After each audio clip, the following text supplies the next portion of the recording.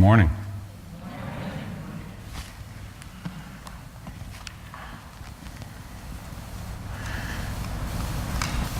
I usually start with a prayer, but Ed finished with a prayer just then. And it was perfect. So, I talked to Pastor Troy, and he mentioned two things to me. One was that you were going to be working on true community. He used the term koinonia, and I know that the schedule, Pastor Troy plans a long way in advance, which is a wonderful thing, when, he comes and he talks to you about something. And so I know the schedule slipped, and he sent me an updated schedule, so I'm not really sure where you are in that. I think I may be towards the beginning of it, and that's fine. The other thing is that he shared that you were celebrating Black History Month. And so I thought that was wonderful. And I was excited to hear that you were doing that in your worship this year, because there's a lot that's shaped our nation that many of us have forgotten about or never even knew. History, the old saying is history's told by the victors or something like that, but history tends to be told from a Eurocentric viewpoint, which has a lot of validity, but also filters what is important. So my mother was an elementary educator, and she was also my first teacher. So when I was a little thing, she started teaching me basic math and English grammar and spelling and music and a number of other subjects over the years. After I started school, it was, in the summers, and it was probably in the summers when she started at first because she was a teacher. But she got real concerned when I was in middle school. I can remember her coming to me and saying, "Rich," that's what she called me, "do you," and just so you know, for years, if someone dared to call me Rich, I would say, "My mother is the only one who calls me Rich, and you are not my mother." I've mellowed over the years. But anyway, so she came to me and she said, "Rich, do you think you've learned much Black history?" And I don't know what I said, but I know shortly thereafter, knowing that I was a voracious reader, this volume of African American history, 4-volume set, arrived for me. And I, read quite a bit of it, and I was amazed that all of the being someone who's kind of scientifically oriented, what stuck out with me was all the inventions that have been incorporated into our society. That over the years, the inventors, you never knew anything about, and certainly didn't know what their race was or anything like that. And I was growing up in the deep South, in the heart of Dixie, as our license plates proclaimed, okay? And there were still lots of myths of racial inferiority that were pretty common. And so I'm reading these things that belie, the actual accomplishments. Said, well, that's just crap. But that was what was out there.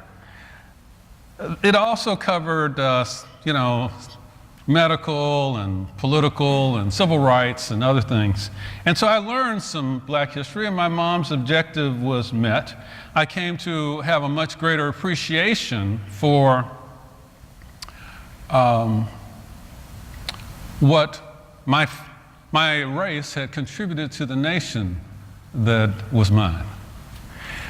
Later, though, I would come to understand that even though we were in the midst of doing some important things in the church from a racial reconciliation standpoint, I'll call it, that I really didn't know much about black church history.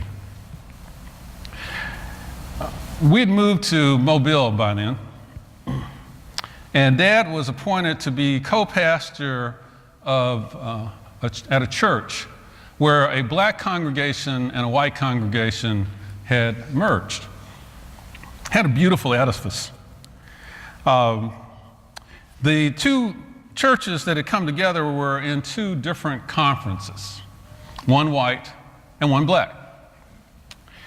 And so the two co-pastors formed a productive relationship because those conferences were about to go through a process we called merger, where we were going to have a new unified organizational structure.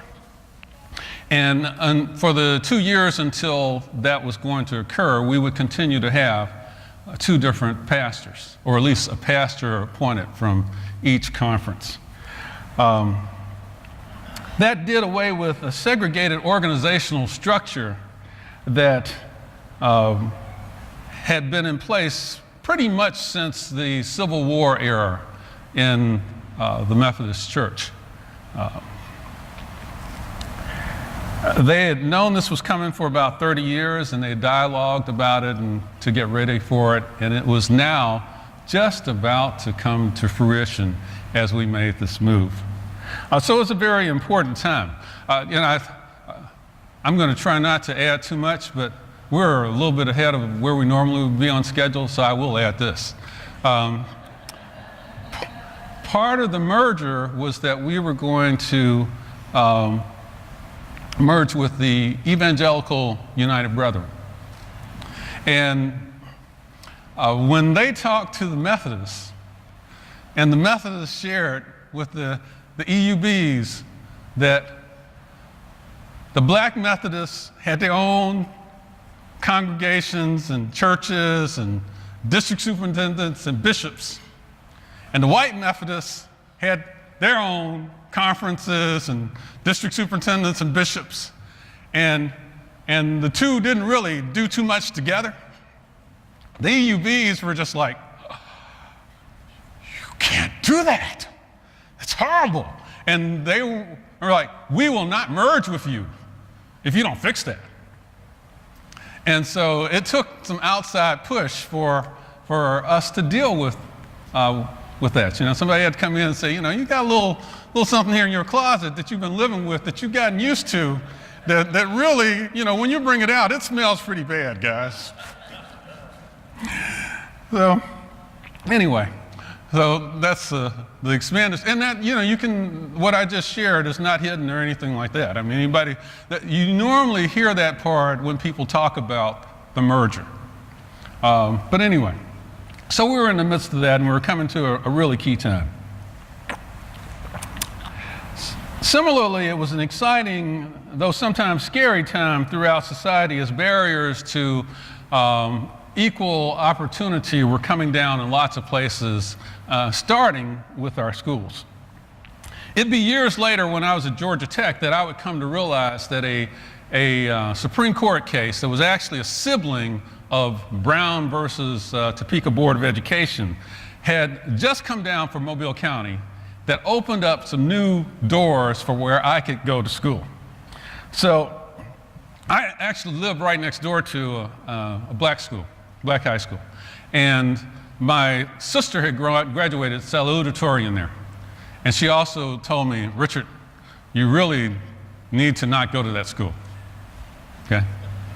We had been to better schools before we got to Mobile and everything like that. And so with this court case, I was able to do that.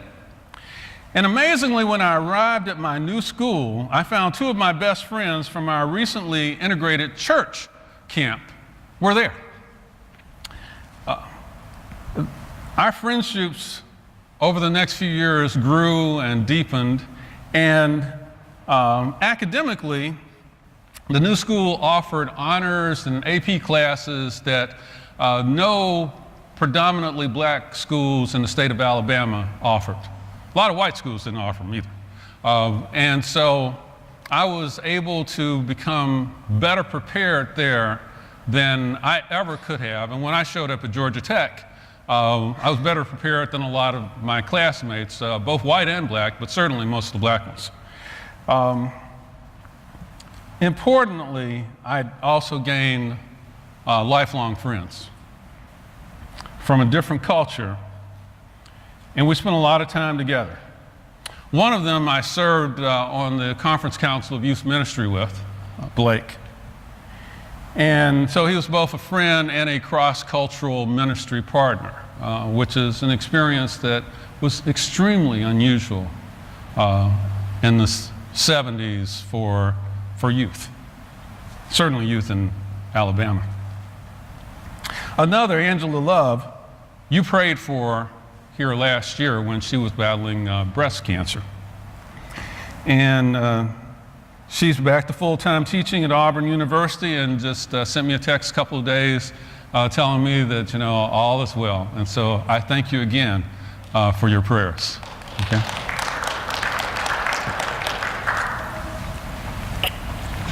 Well, in this morning's text, some 2,000 years ago, though the Apostle Paul had formed strong cross-cultural relationships with the church in Philippi, and they had prospered, they were now threatened by trials, theological debates, and interpersonal strife.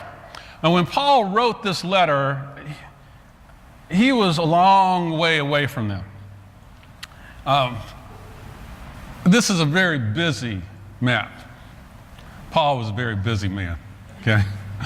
But Jerusalem is down there in the bottom right corner, okay? And Tarsus is up there in the upper right corner, and that's, you know, everything was close to the Mediterranean that shows up on this map, you know, so that's how people did a lot of their traveling, you know, through the water and their trade and everything like that, you know, but that's, you know, Tarsus from Jerusalem was quite a distance. To get a feel for scale, where he was imprisoned was in Rome, and Philippi, which is, was in Macedonia, kind of up at the northern part of Greece, that's like 1,000 miles, okay? So it gives you a feel for scale. So Paul was a long way away. And during his absence, there were some things that were going on in the church that were not good. The letter makes it clear that Paul describes himself as being in chains for the gospel.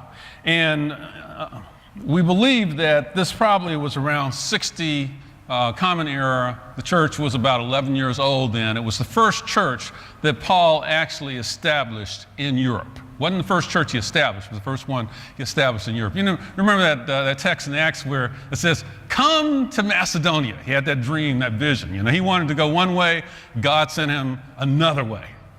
And he went there and he established this very fruitful partnership. And you can just kind of sense, you know, the closeness when you read through this letter between Paul and the Philippians. So Philippi was a mostly Gentile city that had been ruled by the Romans for more than 100 years.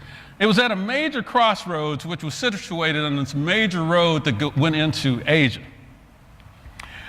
Benefits that the Romans gave to people who served in their army, people who came in that weren't citizens, included citizenship, land, and freedom from some taxes. So there were a number of non-Romans and places like, you know, Greece and other parts of the world that Rome came to rule that had taken that route as a way to both serve and move up in society.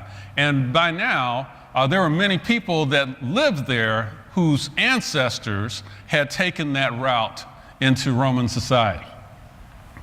However, its culture had a very strong Greek influence. You know, you would certainly think that since they're, you know, so close to Greece, but that really was the case for just about everything that's up here on this map.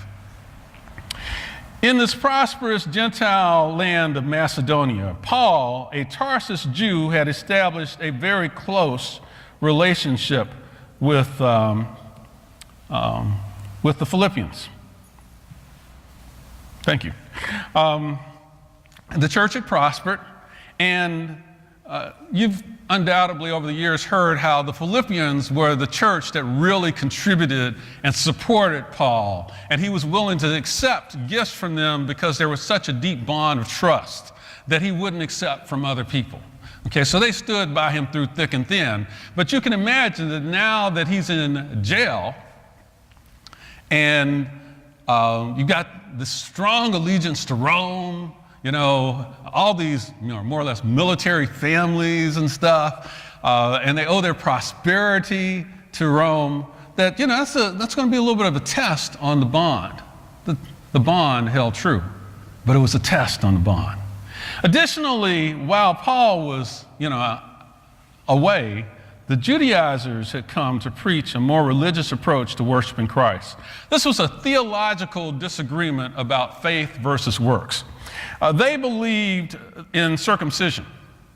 Old Testament teaches that if you were going to be a part of the covenant people, you had to be circumcised.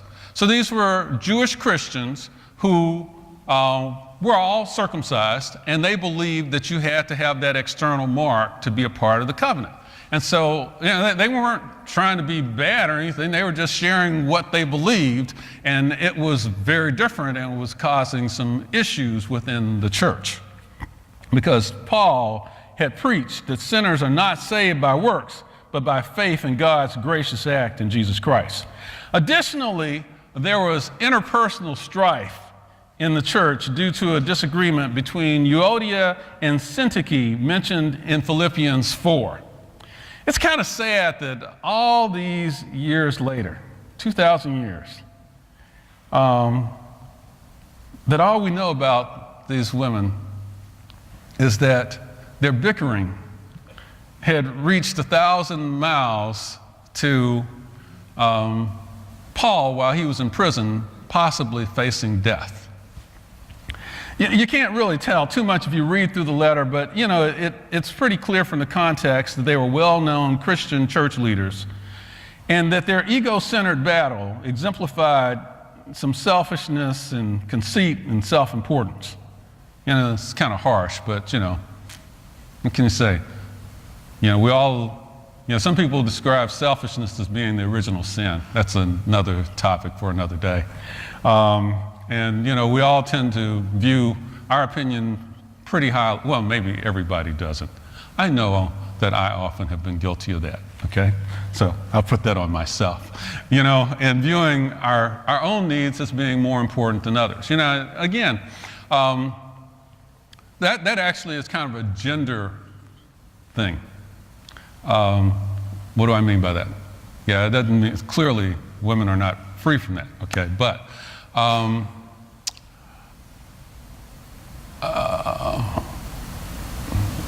okay, so since I started down that path, there's a belief that for women that there's more of a struggle to make sure that they honor their own needs, because so often they're serving family and nurturing others. And so a certain diffuseness sometimes can be a challenge, because it's important to also pursue the things that God is calling you to accomplish, and to not let those other things prevent that from occurring. Okay, what was the? So that was a complete aside, and it all owes to the expression on your face. Okay, and the words that I said that preceded that expression. So if there's a desire to talk more about that later, that's fine. But I'm going to get back on track now. Oh gosh. So anyway, if I could just figure out where I was. So, even in the church where the apostle had the strongest, most productive partnership that he had, there were threats from trials, theological disagreements, and interpersonal strife, which threatened the prospect of the gospel. Here we are, some 2,000 years later. Governments still unjustly imprison leaders for speaking the truth. Theological differences continue to divide churches and denominations, and interpersonal strife often stalls churches. Thinking a little bit about this as we were celebrating Black History Month, I reread Martin King's letter from a Birmingham jail, which was written after he had been imprisoned for speaking truth to power. Paraphrasing, he says, just as the Apostle Paul left his village of Tarsus and carried the gospel of Jesus Christ to the far corners of the Greco-Roman world, so we are compelled to carry the gospel of freedom beyond our parochial barriers. Like Paul, we must constantly respond to the Macedonian call for aid. Injustice anywhere is still a threat to justice everywhere. We will forever be caught in an inescapable network of mutuality tied in a single garment of destiny. You know, that same ego-driven impulse that would cause a dictator to imprison spiritual leaders, say in North Korea, for example, where that's happened a number of times. Or a Saudi prince to kill a journalist who dared to report the truth. Also caused a Louisiana school superintendent and law officers about a year ago to imprison teachers whose salaries had been frozen for years when one of them complained about the superintendent getting a $38,000 raise. So when you confront injustice, the powerful that benefit by perpetuating status quo will use all means at their disposal to silence voices of liberation, just as they did Paul, Jesus, and Martin Luther King. Similarly, as theological issues troubled the church in Paul's times, denominations in our history still divide over theological issues. My home denomination has a big vote coming up in the next couple of weeks. So, you know, it goes on. But in thinking about this historically, the issue that most divided churches in our nation was slavery. And underneath that were questions about race. Most mainline denominations split over this. I actually went back and read through some disciples' history on this as well. And so the tensions were there, not as pronounced, and came to fruition in some ways maybe later. But most of the mainline denominations split. Current denominations that were formed during that time include the Southern Baptists, mostly white, the National Baptists, who are mostly black, and the mostly black CMEs, which actually were formed after the war in the South. Because the white Methodists and the and the black Methodists, they felt like that was a win-win. We'll just put it that way. Okay. Yet even in our day, worship is usually monocultural. So while denominations may be multicultural, most local congregations are not. Most of our local churches have also seen battles for control paralyze their churches, as modern-day Euodias and Syntyches gossip and use social media to battle each other and assassinate the other's character. Desperately in need, a world characterized by powerful authorities that unjustly imprison truth-tellers, theological differences that divide, and interpersonal strife that paralyzes many awaits the good news from the people of God. Yet I am inspired when I look at how Paul, imprisoned far from Philippi and facing an uncertain future, responded to the challenge of his times in 60 AD. He responded with thanksgiving and joy for a fruitful partnership that furthered God's work. He says in Philippians, I thank my God in every remembrance of you, always offering every prayer of mine with joy for all of you. Yes, whenever the Apostle Paul turned to God, thinking about the church in Philippi, it was with thanksgiving. It wasn't, heartburn so much. It was thanksgiving.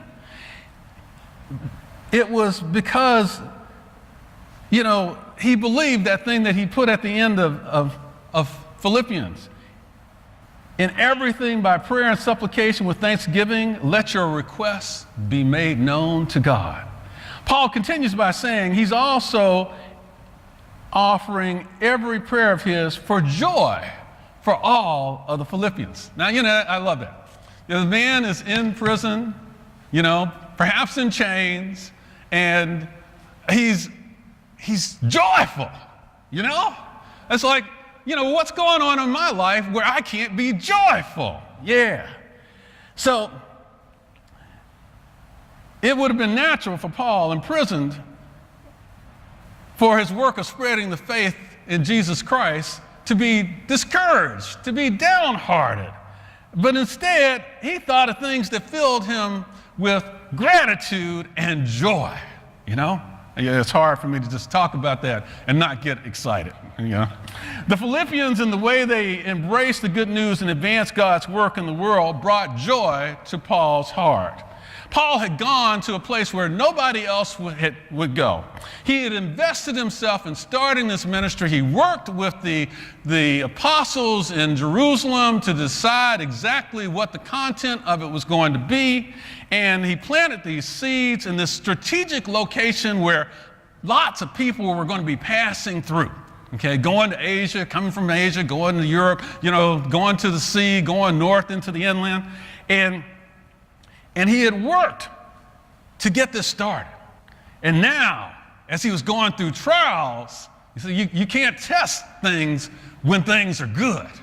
When you're going through trials, that's when you can tell whether or not what you built is good.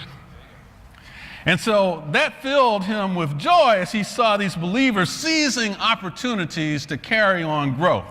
When he saw the way they stuck with him through thick and thin and their steadfastness, that also filled him with joy. Now, he uses a word that New Revised Standard translates as sharing. Totally valid, Great word. Koinonia. Participation in something, being partners. So I've used the word partners a lot today. Partnership, fellowship, deep, intimate, spiritual communion, koinonia.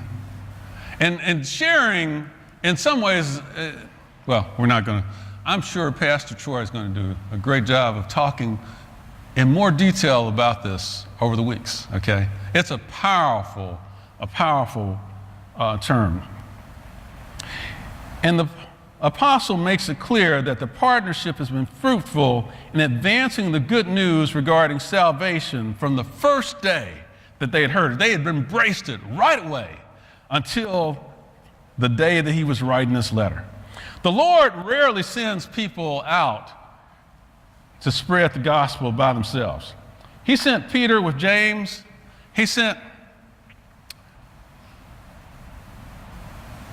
What did I say? He sent Peter with Andrew. Yeah, that came out of my mouth. He sent James with John. Excuse me. And then when Saul was struck down on the road to Damascus, he sent Ananias out there to bring Saul into communion with the saints. Now, they still had a little bit of question about Saul. And so when he went from there, he was he was accompanied by Barnabas.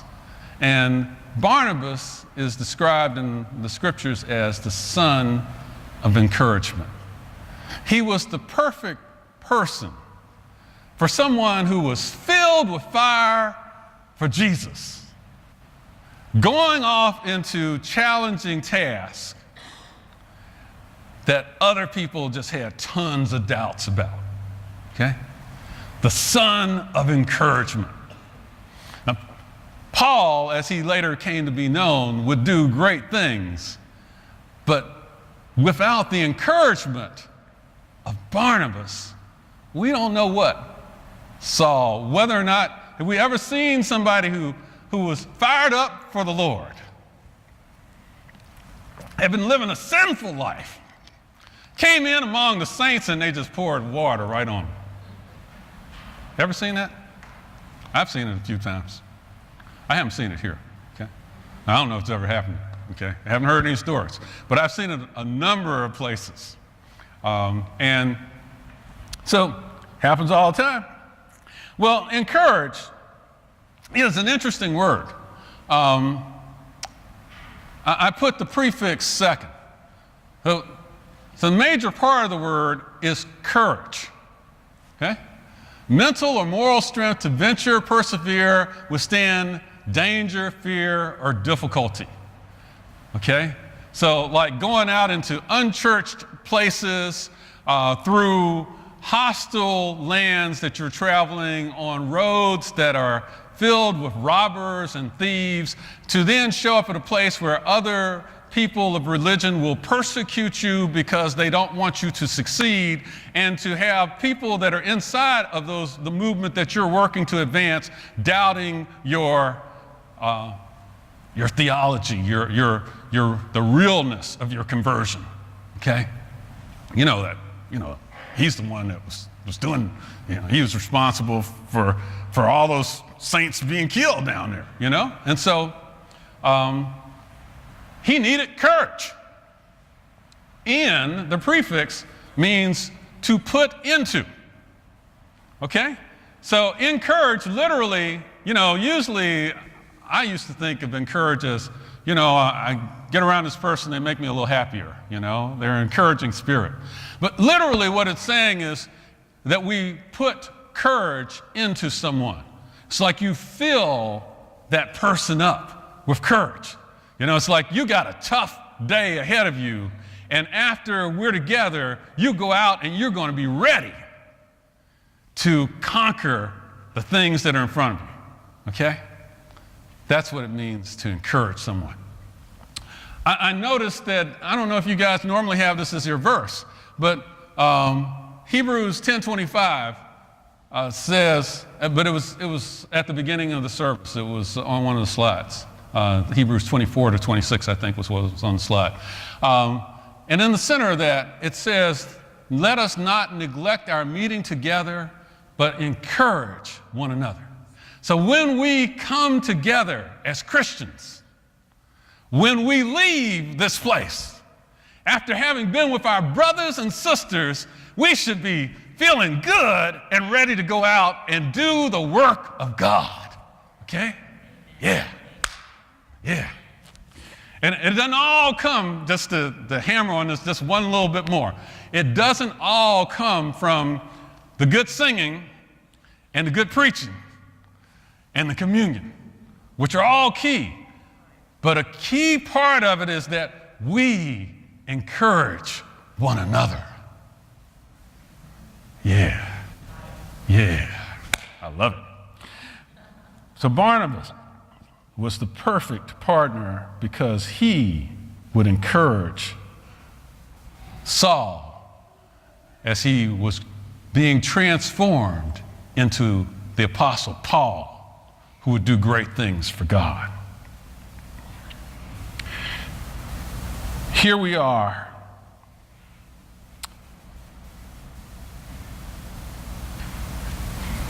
In a world today, and I look at our nation, I see these partnerships like those two had as a key approach or strategy that God uses over and over to build the kingdom of God, to spread the gospel, to spread the good news of a God who loves, forgives, and saves whosoever will come, no matter what their station is, no matter what their religious background is, no matter what the sin is that's in their past. In light of Black History Month, I'd like to lift up the story of Richard Allen and Francis Asbury. Their beginnings couldn't have been any more different. Richard Allen was born into slavery in Pennsylvania in the 1700s.